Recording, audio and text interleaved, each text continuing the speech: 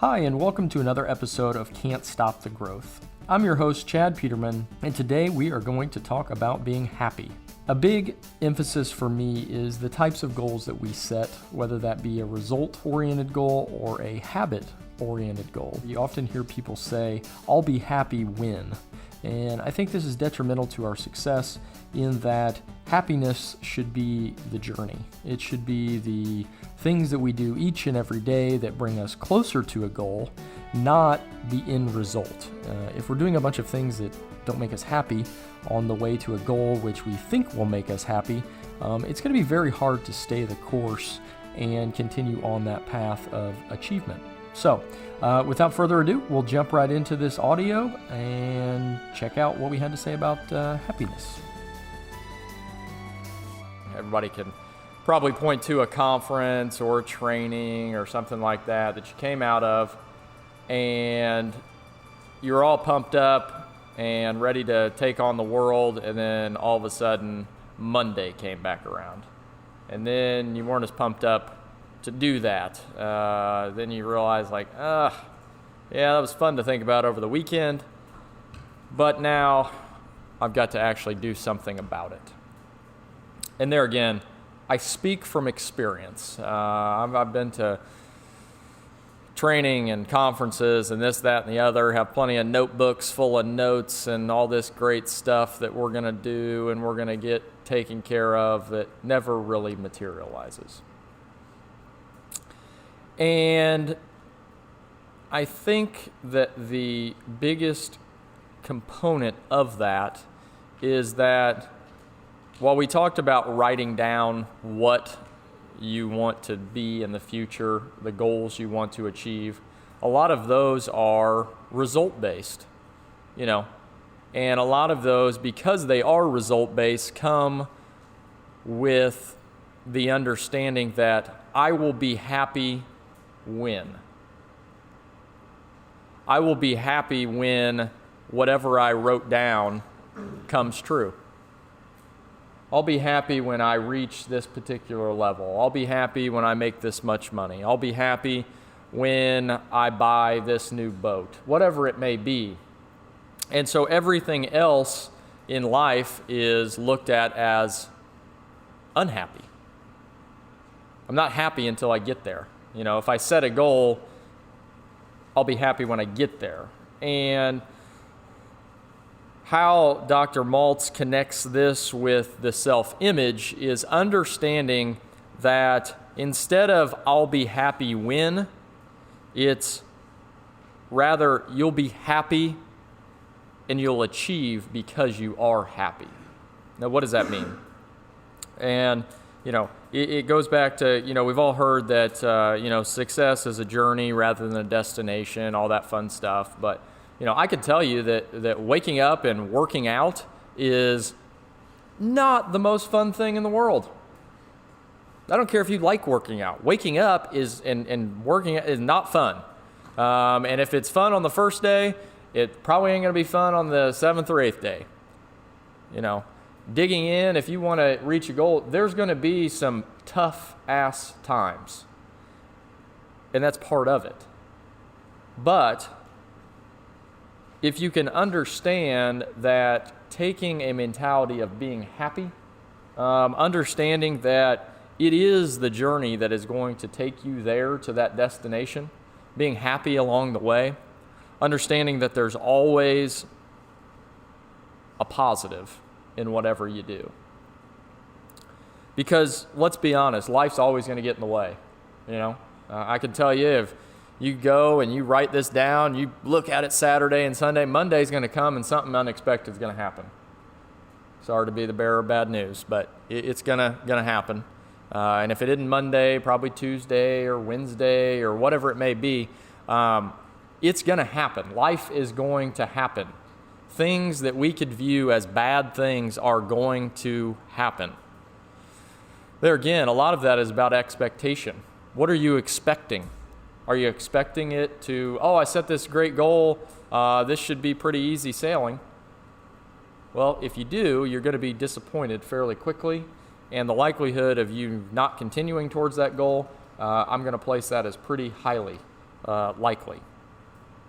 And that's where the like we've talked about before, your habit goals versus your result goals. How do you take and from those results, from that image of yourself that you've written down, how do you then distill what you need to do on a daily basis? And then how do you do that and be happy at the same time? Because ultimately, being happy is going to allow you to do and to exercise that habit a lot better than if you look at each thing you have to do as dreadful. I think everybody would agree with that. If losing weight is the thing, and you look at working out as the worst thing in the world, or eating correct, or whatever it is, that's going to be very tough to achieve your goal. Just flat out honest. If as a technician you're looking to hit a goal for the month, and yet you wake up every morning and you just dread going to work, or, oh God, these customers, or, if I could get some good whatever the case may be. There's numerous obstacles for everybody. But what if you looked at the positive? What if, you viewed the things that you have to do as a means to get to your goal? Because oftentimes I think they become separated. The things I have to do on a daily basis are the things I have to do on a daily basis. And then, let me think about what my end goal is too. Well, what always happens? Well, it's been a whole day and I haven't thought about my end goal. Well, when you tie your habit goals to your result goals, everything you're doing on a daily basis is thinking about that result goal. Are you thinking about it consciously? No. But subconsciously, that is going to direct your action. If you place that goal out there, and then you align your habit goals, you know the 2 or 3 things that you have complete control over. If you know as a service technician that the ultimate key in being successful out there is going through our greet step to a T, and I'm going to do this on every single call I have today, that's ultimately working towards your end goal. Is that end goal, whatever your goal is for the month or whatever it is, those small things that you can do each and every day are ultimately going to lead you to where you want to be. Abraham Lincoln is quoted as saying, "Most people are about as happy as they make their minds up to be."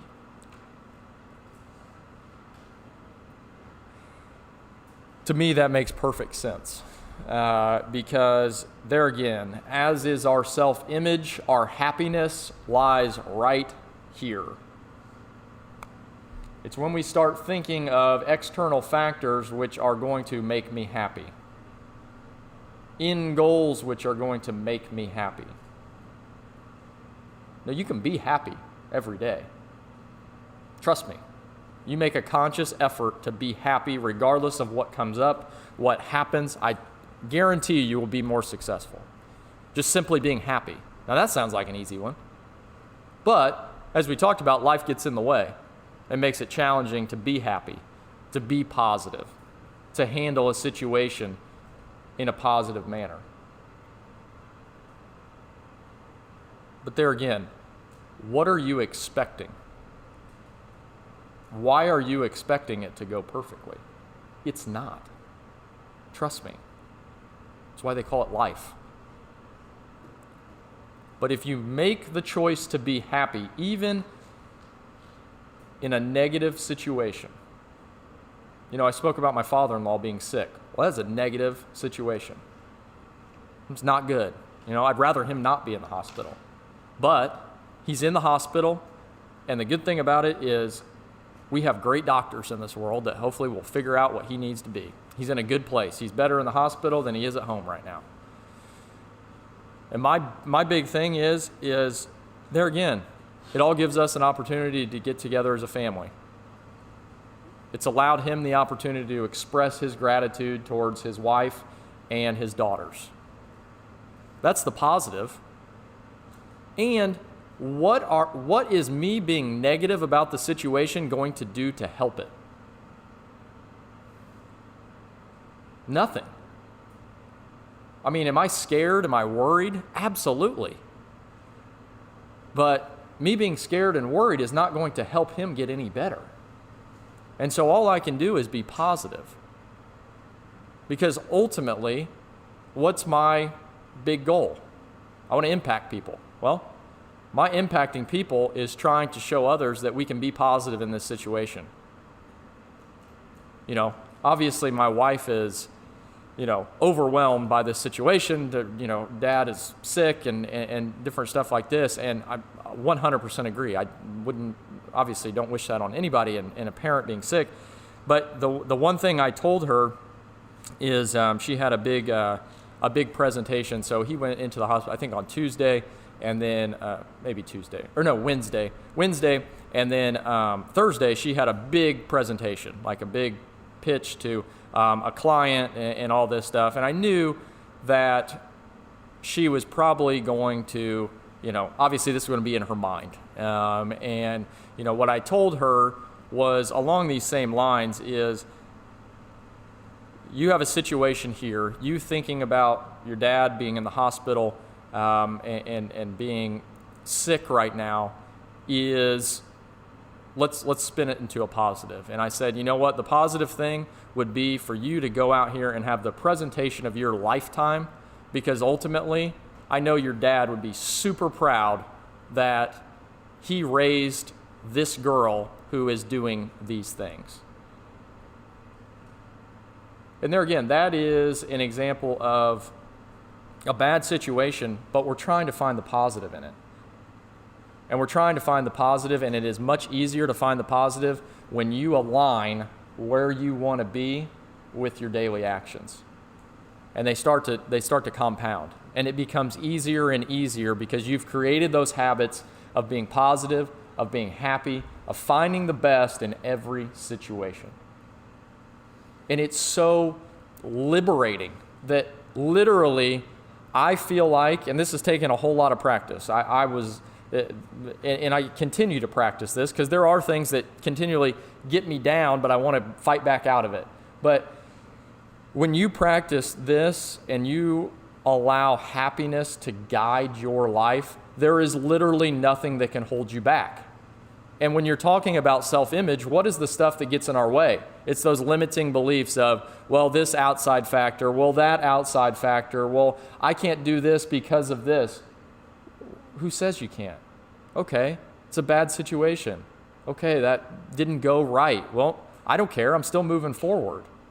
And those are the limiting beliefs you place on yourself when you don't allow happiness to guide your life. The one thing he talks about is react aggressively to bad situations. React aggressively. What's our natural inclination? Something bad happens, oh boy, here we go. This is terrible. Life spiraling out of control. Or react aggressively. How can we fix this? This is a good learning opportunity. What can I learn from this? How can I get better at this? This is hard. This is the hardest one because things happen in an instant and we're naturally wired to think, oh God, worst has happened.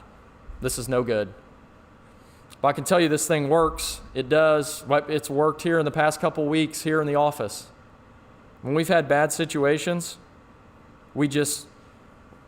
my thing is, how do we react aggressively? Okay, we got a process that's broken. How do we react aggressively? We had one process that we're trying to fix right now is our warranty and recall process.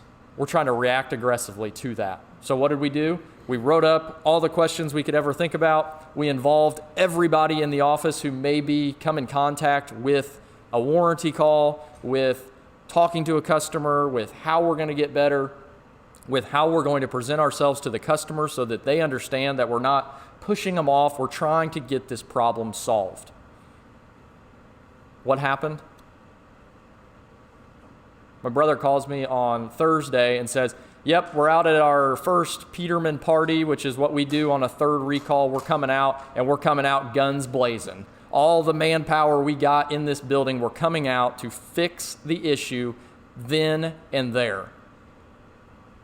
Tyler says to me, yeah, we showed up at this guy's house. He goes, oh, what, we got a training exercise going on? And he said, no, we're here to solve your problem. We've brought everything that we've got from this company.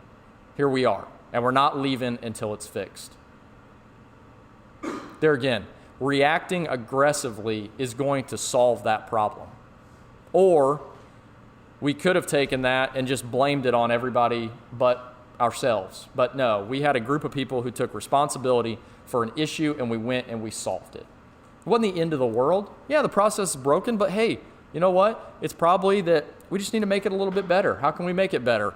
What's your feedback? What's your feedback? Okay, let's put it all into a process and let's trial this thing. Set up a meeting for a month from now. We'll check in. We'll see how the process is going. React aggressively to bad things and think positively about them. Anything that goes wrong, as I always say, no one showed up here wanting to do a bad job. I'm telling you. I haven't found one person. If you guys know of anybody, we need to probably find them and address that issue. But we don't have anybody that's showing up to do a bad job. I'm positive of that. But everybody makes mistakes. Everybody may not have that information. But I'm confident that in this building, we've got the solutions somewhere. So really, the great part about being here and about being in this group of people is that we have got the resources. So reacting aggressively is simply a matter of saying, I'm going to react aggressively to this situation. We're going to get figured out. Because the resources are here. That'd be the hard part if you reacted aggressively but you had no resources. You got the resources. We're here. You're in control of it. And the best way to be in control of your life and create the habits and behaviors that you want to create is rather than viewing them as mundane tasks, as, I don't want to do this, I don't want to wake, whatever it may be, how do you put a positive spin on it? How is it going to get you where you want to go? Happiness itself is a habit. How do you get into the habit of being happy? How do you get into the habit of understanding that there is a positive in everything that happens? I had a guy this week. It was a guy this week. We're looking for a position. Meet with the guy on Tuesday, and accepts the job offer, ready to go. We're excited. We're growing. It's awesome. And Wednesday rolls around. I knew this was going to happen. There again, expectation. What do you expect? Well, I expect that probably where he works right now is probably going to try to keep him where he's at. Already know it, okay? So my expectations are set. Like he may have signed this document saying that he wants to come aboard, and he may have acted all ready to go, but there's a chance that he may not come. So Wednesday morning, as I predicted, he called me, said he was staying where he's at. I said, okay, what's positive? Positive, there was another guy that I was looking for, same thing. Well, we couldn't figure out a time to meet, couldn't get him to come on board, so I was like, you know what? And then this guy popped up, so I immediately shifted my focus to this new guy who then just turned me down, which I'm not happy about, but it is what it is. So what do? I reach out to the guy that I was talking to before, and I say, hey, still any interest? Sure enough, things lined up. I was on the north side, able to have a coffee with him, and whoa. We may have something here. But there again, what I could have done was said, well, end of the world, not going to happen. But I knew in my mind, I didn't know what positive thing was going to happen, but I knew that if I thought positive about the situation, something positive was going to happen. Now, this guy doesn't even do the same thing that the guy that I was originally talking to does, but I think he's going to be a good fit. So there again, because I choose to be positive, because I choose to be happy, Good things will find you. I'm positive about it. Because you know why? Because whatever happens, you're happy. That's a good thing. Even if it's bad, well, we'll figure it out. We'll get it done. I'm sure people get tired of me doing that here in the office. Sorry, not going to stop. To me, I've found that it works. Just be positive about the situation. Here we go. We'll figure it out. We have 33 years. I don't think there's been a problem we haven't solved. I don't think we're going to stop tomorrow. We'll figure it out some way or another. We may screw it up along the way. Absolutely. We're growing. There's going to be things we've never faced before. But there's things we never faced before every single year of our existence. We face stuff in year 2 that we didn't face in year 1. Face stuff in year 10 that we never faced in year 5. It's all part of the process. It's all part of having that positive outlook that is going to take you to that next level. Or are you going to allow your limiting beliefs to knock you down, keep you where you're at, and wait for something other, so cross your fingers and hope that some other external factor is going to lead to you getting happy again? Or are you just going to choose to be happy all the time? This is not, as I said, this is not an easy thing. This is not something that I'm an expert at. Are there times that I get down? Absolutely. Just like I told you, Wednesday morning or whatever morning it was, I couldn't shake whatever I was in. It was just like, God, will this fog just go away? But what you do when you choose to do like that, or choose to be like that, is you find techniques that work for you.